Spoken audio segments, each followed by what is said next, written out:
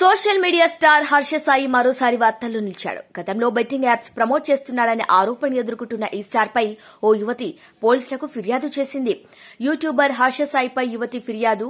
హర్ష సాయి తనను పెళ్లి పేరుతో మోసం చేశాడని ఆరోపణ చేస్తోంది ఆ యువతి.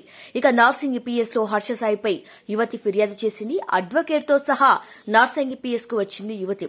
ఇక సోషల్ మీడియా హ్యాండిల్ యూట్యూబర్ లో దాదాపు 14 మిలియన్ ఫాలోవర్స్ ఉన్న హర్ష సాయి నెట్టింట బెట్టింగ్ యాప్స్ ను ప్రమోట్ చేసి 2 చేతుల సంపాదిస్తున్నాడనే ఆరోపణలు ఆ కామెంట్ కు తోడు మరో సోషల్ మీడియా ఇన్ఫ్లుయెన్సర్ యువ సామ్రాట్ హర్ష సాయిపై సంచలన ఆరోపణ చేశాడు.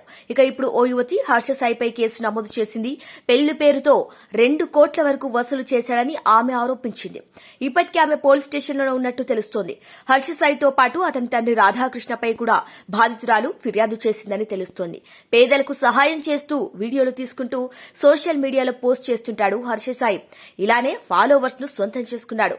హర్ష సాయి హీరోగా ఆ మధ్య ఓ సినిమా కూడా మొదలైంది. అతనే సొంతంగా ఓ కథ రాసుకుని స్వీయ దర్శకత్వంలో హీరోగా నటించిన చిత్రం మెగా. అప్పట్లో టీజర్ ను కూడా విడుదల చేశారు.